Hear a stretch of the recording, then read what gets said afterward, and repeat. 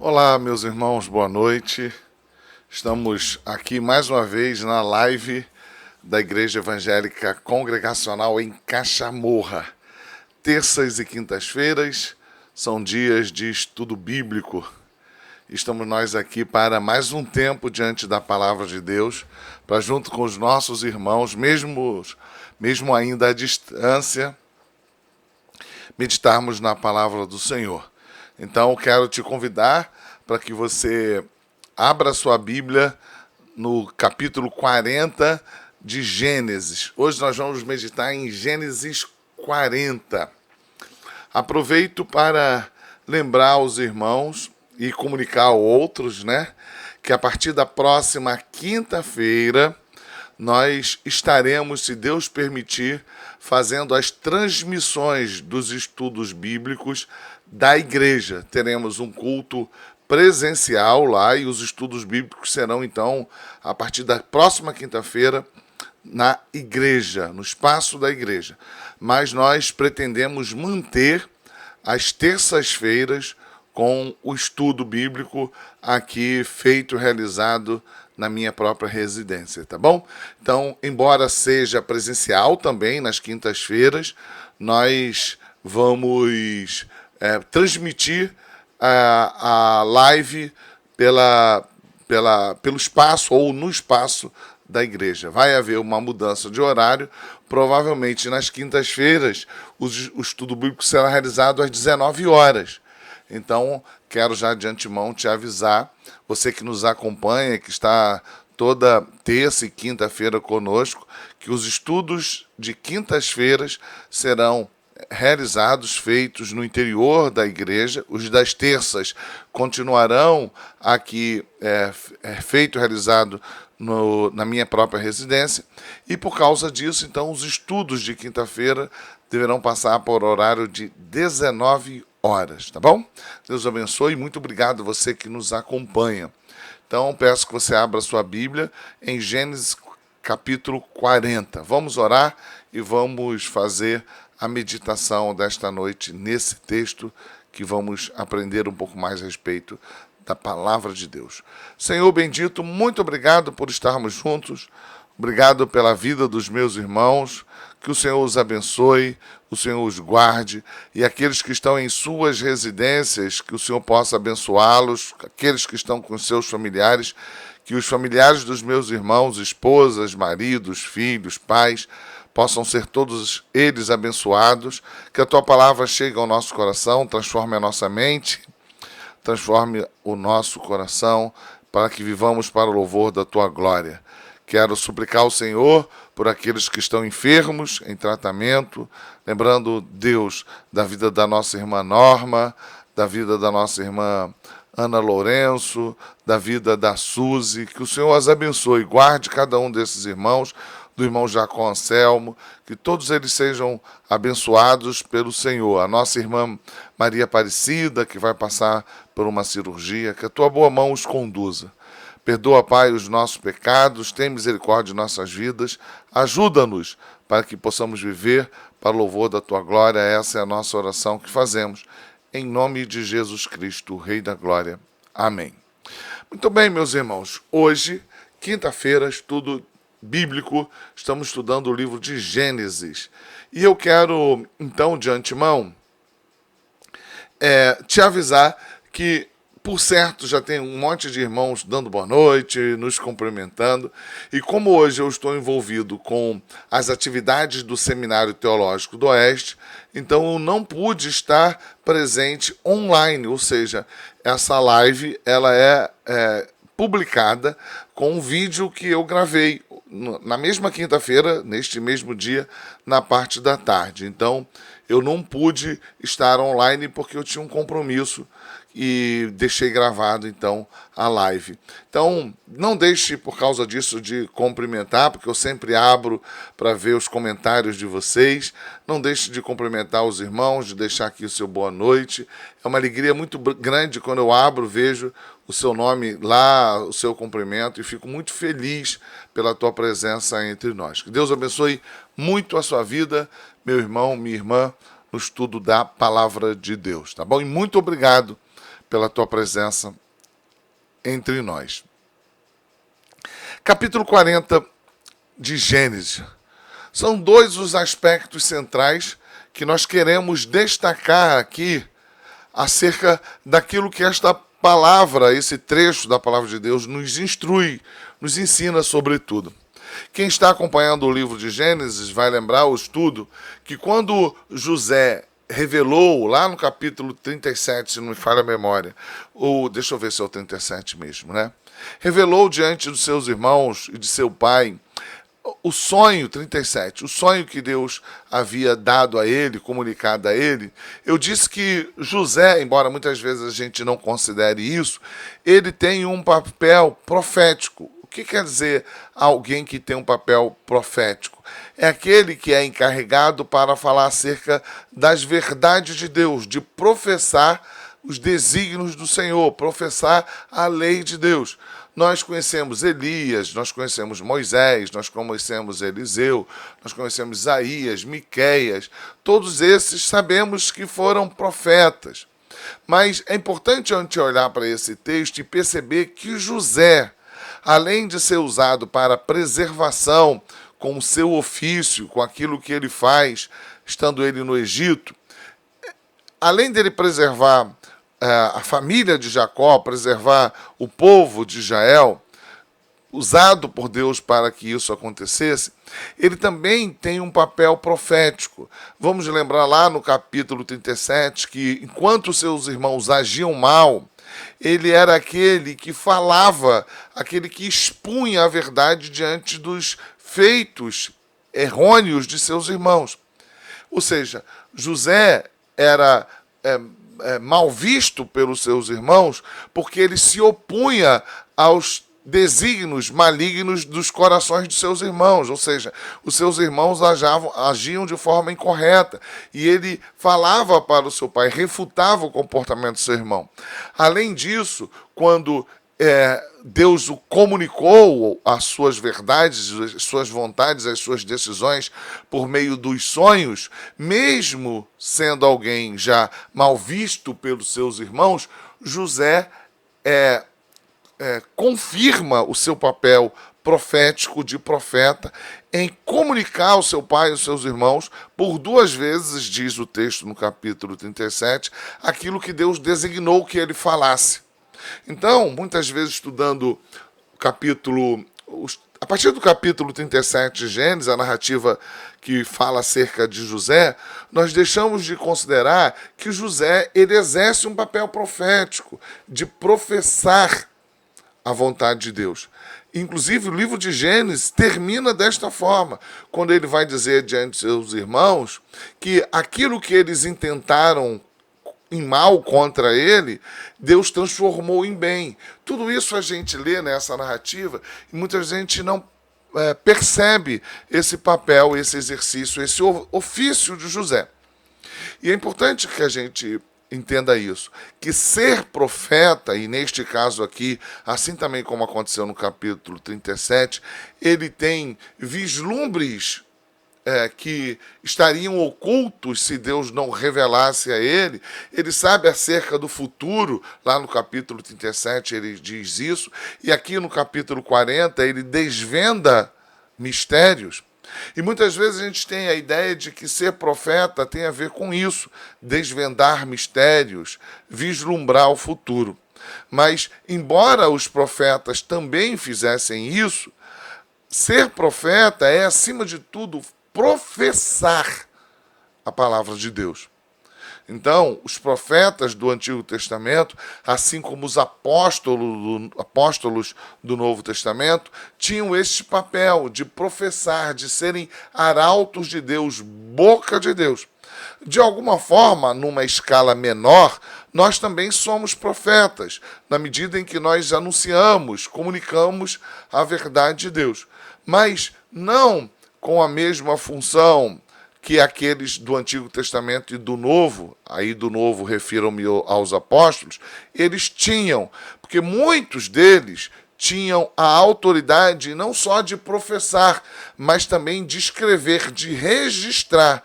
Eles tinham era delegado a eles a autoridades, ele tinha uma capacidade autoritativa de registrar a palavra de Deus. Então, de alguma forma, eu e você temos o exercício profético, mas não exatamente como a maior parte dos profetas do Antigo Testamento. E por que eu falo a maior parte? Porque nem todos deixaram registro. Então, é importante que nós saibamos que, assim como os profetas do Antigo Testamento, os apóstolos do Novo Testamento, e aí eu estou fazendo uma equivalência entre eles, nós também temos um exercício profético. Não idêntico, não com a mesma capacidade autoritativa, mas com a mesma responsabilidade de comunicar as verdades de Deus. E este é um aspecto central naquilo que José vai fazer aqui neste lugar, de anunciação, de proclamação, de revelação acerca da vontade de Deus, dos seus desígnios. Um outro aspecto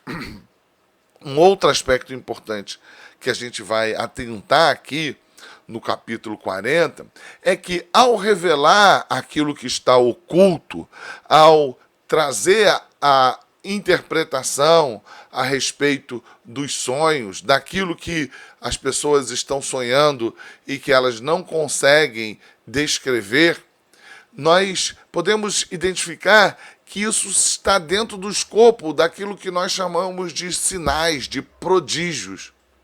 E aí é importante que nós saibamos, e eu estou aqui mais uma vez tentando estabelecer o conceito, assim como eu fiz a respeito dos profetas e das profecias, é importante que nós saibamos que os sinais e prodígios, eles não têm fim neles mesmos. Ou seja, o objetivo de Jesus transformar água em vinho não era alegrar o coração dos noivos, como muitas vezes as pessoas acabam ensinando, pregando. Aí as pessoas usam aquele texto para dizer que, por exemplo, Deus pode transformar o seu casamento, porque ele transformou água em vinho num casamento. Mas eu acredito que a interpretação deste texto desta forma, ela está equivocada, porque no final daquele trecho nós vemos o motivo pelo qual Jesus transformou água em vinho. E o objetivo disso era manifestar a sua glória, fazer com que ele fosse reconhecido como Deus encarnado. Não por um acaso o texto segue, depois que Jesus faz o milagre em Caná da Galileia, referindo-me a João 2, Evangelho de João capítulo 2, Jesus vai entrar no templo, segundo a narrativa de João, e expulsar os mercadores, expulsar aqueles que estão mercadejando dentro do templo. E se você perceber bem a tônica do ensino daquele trecho no Evangelho de João, no capítulo 2, assim como a transformação da água em vinho na boda de Cananeia, também a purificação do templo, é assim chamado este trecho, tem a ver com a revelação da autoridade de Cristo. Nos dois casos, o que Jesus está fazendo é para revelar a sua deidade, a sua autoridade. Tanto é que as pessoas se aproximam de Jesus neste evento da purificação do templo e não questionam o que ele faz.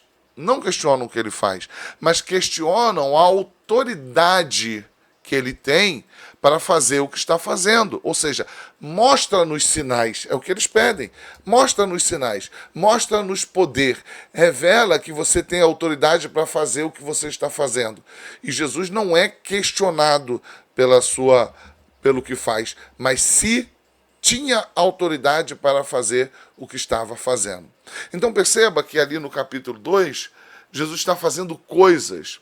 E no caso da transformação da água em vinho, é um sinal, é um prodígio.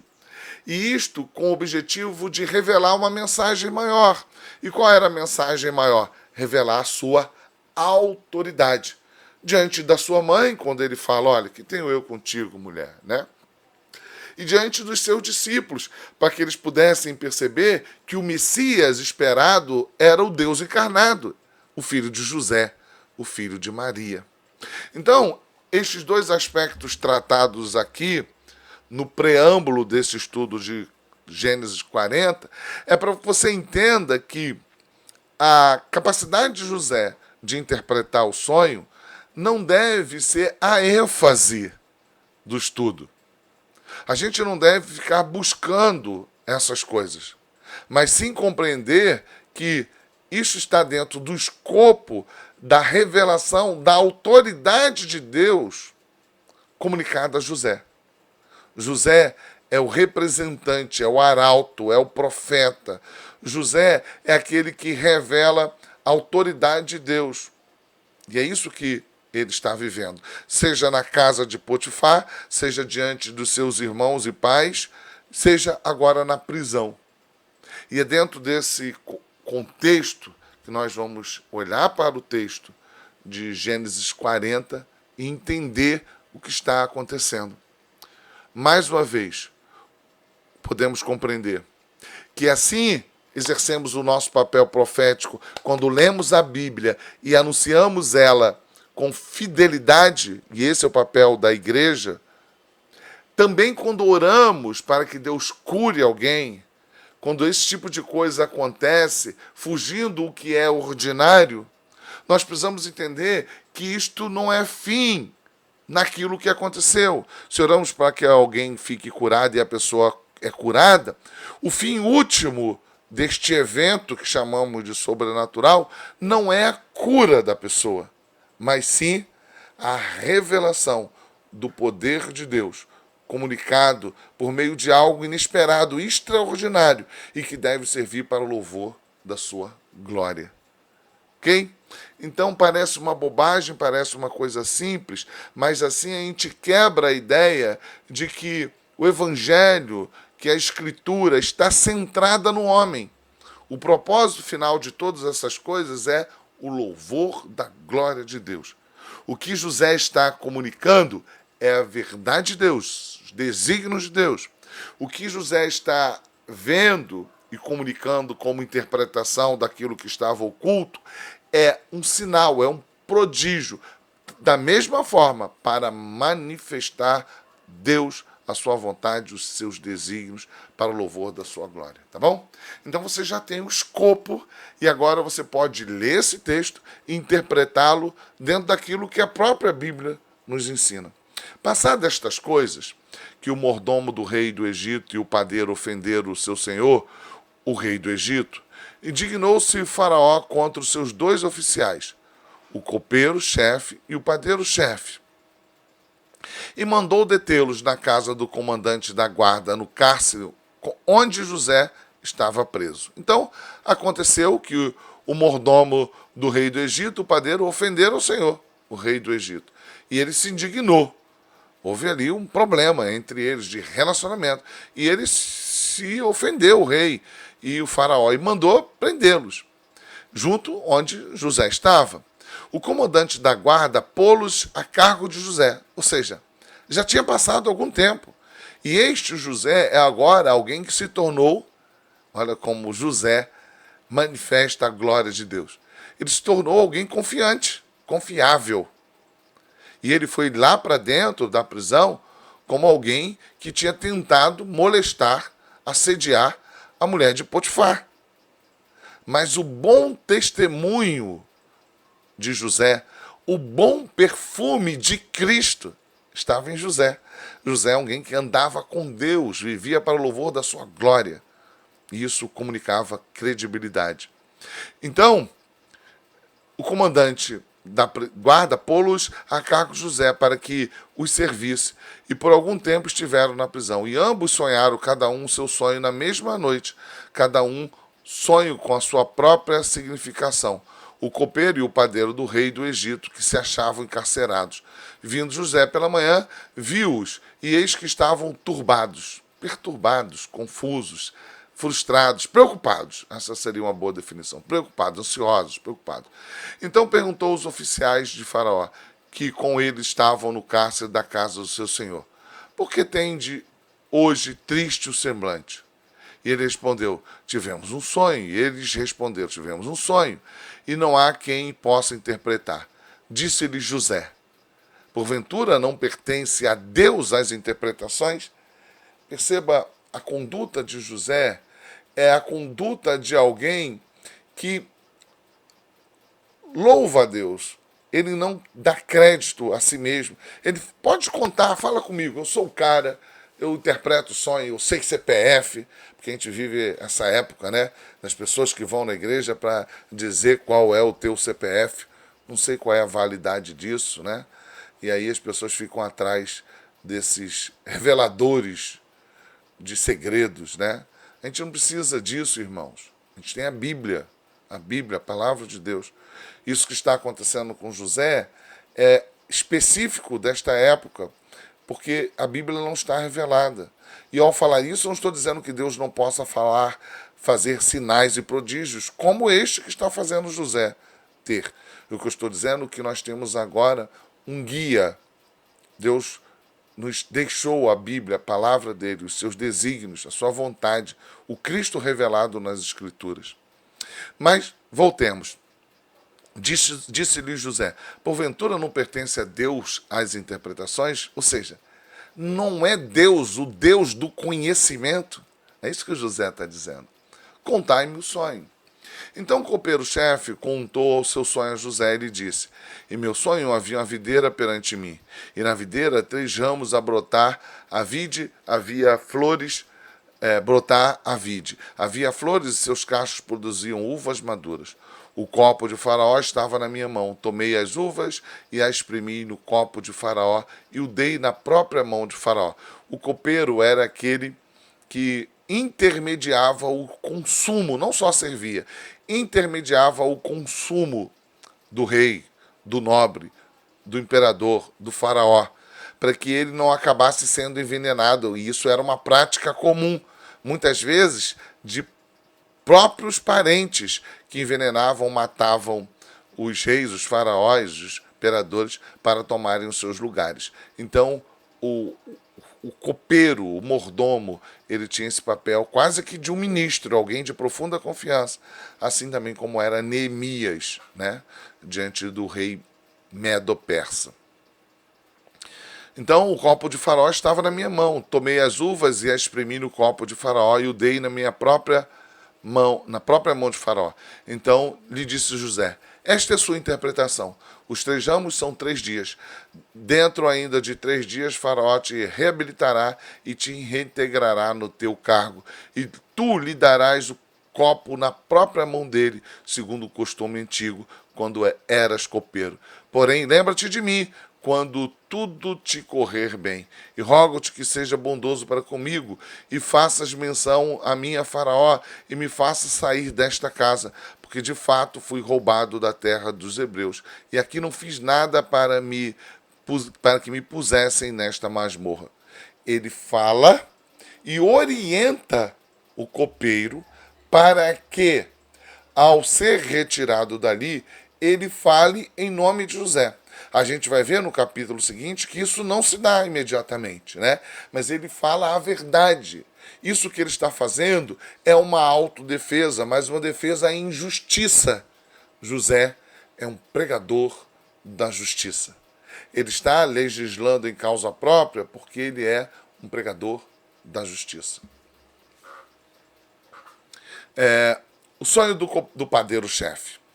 Vendo o padeiro-chefe que a interpretação era boa, disse a José, eu também sonhei, e eis que 3 cestos de pão branco, né, me estavam sobre a cabeça. E no cesto mais alto havia de todos os manjares de Faraó, arte de padeiro, e as aves os comiam do cesto da minha cabeça. Então lhe disse José, a interpretação é esta, os 3 cestos são 3 dias, iguaizinhos os 3 dias que o outro esperaria. Dentro ainda de 3 dias, Faraó tirará fora a cabeça e te pendurará no madeiro, e as aves te comerão as carnes. E aí você vai perceber que o que ele quer dizer é que ele será condenado depois de 3 dias, enquanto o outro será absolvido. Ou seja, ele tinha culpa. E aqui é interessante que a gente vai ver que a ideia de pendurar no madeiro é algo antigo e algo que tem a ver com a punição dos malditos. E é isso nos remete claramente àquilo que Cristo Jesus passou. Quando Cristo Jesus é levado ao madeiro, isso era uma prática antiga de vários povos, onde aqueles que eram os malditos, que mereciam culpa máxima, não só a morte, mas a vergonha, deveriam ser expostos. E é isso que Jesus é submetido. No terceiro dia, que era aniversário do nascimento de Faraó, deu este um banquete e todos os seus servos, e no meio destes, reabilitou o copeiro-chefe e condenou o padeiro. Ao copeiro-chefe reintegrou o seu cargo, no qual dava o copo na mão de Faraó. Mas ao padeiro-chefe enforcou como José havia interpretado. O copeiro-chefe, todavia, não se lembrou de José, porém dele se esqueceu. E aí a gente vai lembrar. O copeiro se esqueceu de José. Mas Deus não. E isso é uma coisa muito importante para a gente ser lembrado. Nós somos chamados para clamarmos a Deus, para que Ele nos use. Talvez, por meio das nossas vidas, pessoas possam ver sinais e prodígios. Por meio da nossa vida, as pessoas poderão ouvir a proclamação dos desígnios do Senhor. Mas ainda assim, talvez, você continue passando por adversidade. É possível que as pessoas esqueçam de você. É possível que as pessoas te abandonem. É possível que as pessoas até mesmo te refutem e te desprezem.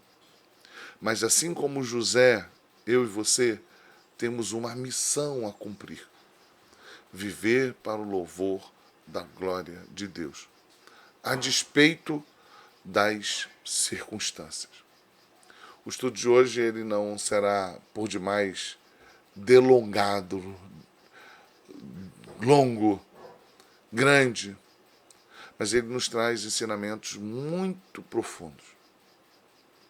José era um profeta, falava acerca da lei de Deus, da vontade de Deus, dos desígnios de Deus, da justiça de Deus, da graça de Deus.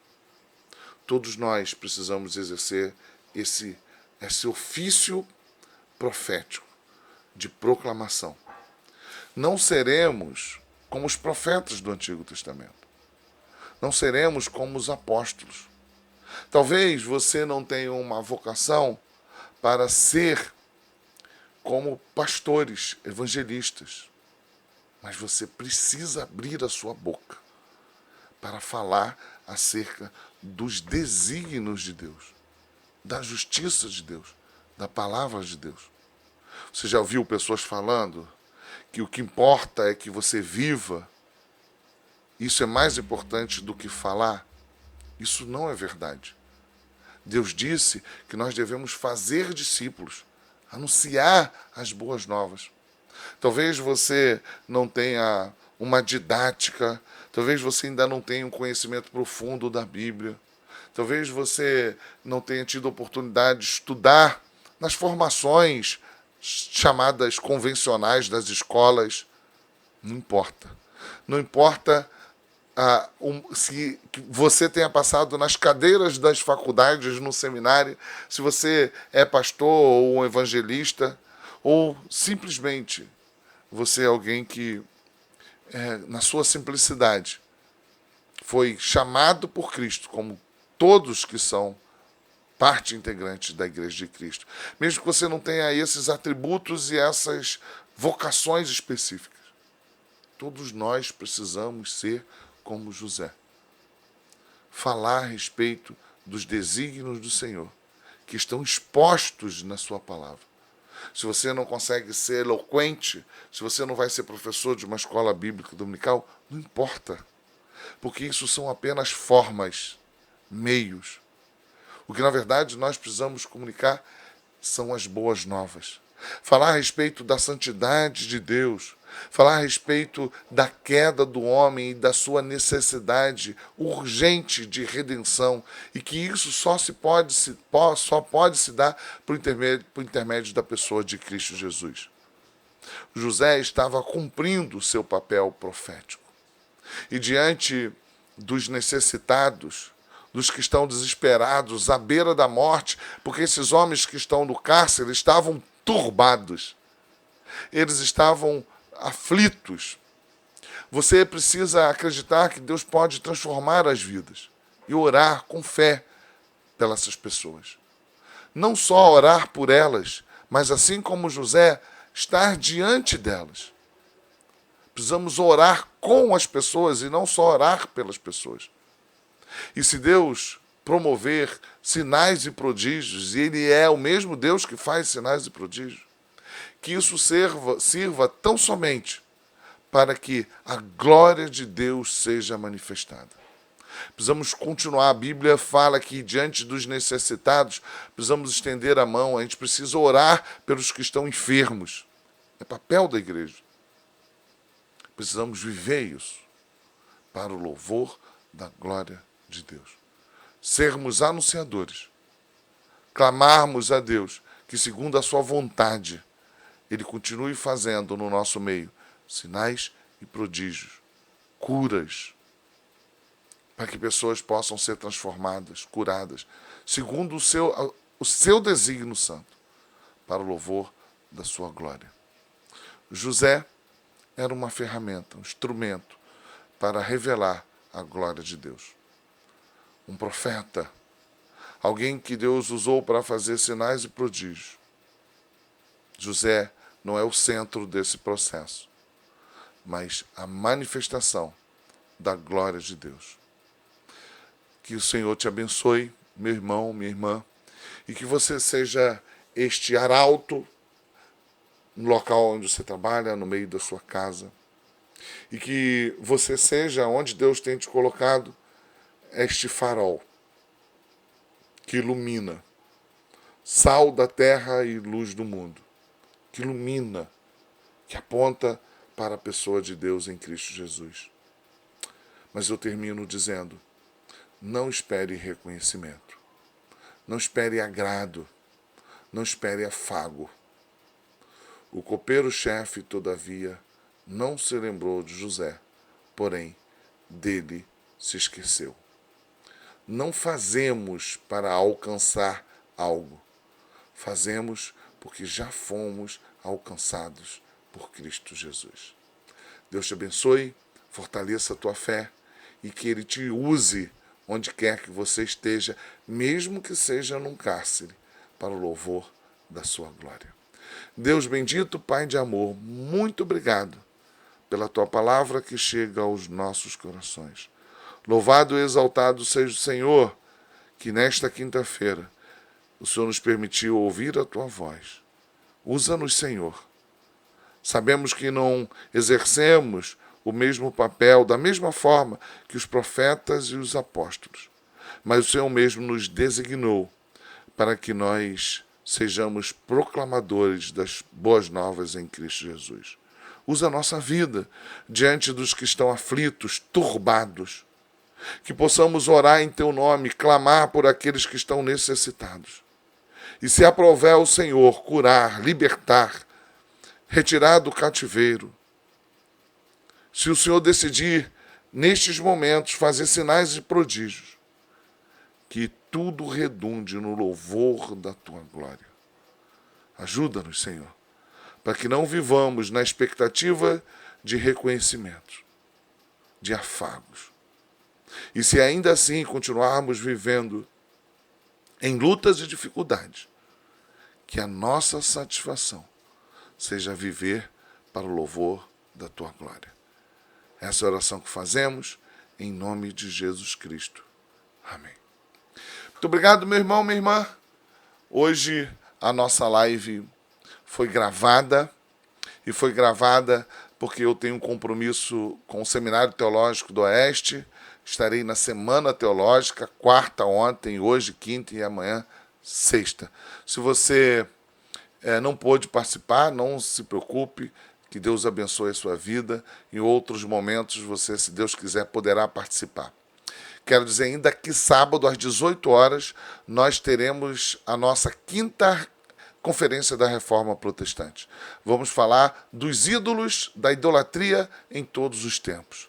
A idolatria na época de Moisés, a idolatria na época da Reforma Protestante. Como a igreja vivia na época da Reforma Protestante. que você possa participar conosco de forma presencial e, se você não puder, que você possa participar de modo online, assistindo junto conosco da Igreja Evangélica Congregacional em Caxamorra. Próxima quinta-feira que vem, a live será lá na igreja e o horário na quinta será mudado. O horário da quinta será às 19 horas, porque o culto lá na igreja será às 19 horas. Então fique atento, você que é de longe, que nos acompanhe, temos muitos irmãos de longe que nos acompanhem, para que você possa nos acompanhar. Terça-feira, continuaremos aqui da minha casa às 20 horas, como ainda temos feito. Um forte abraço, fica com Deus, amo vocês, amo você, fica na paz de Cristo.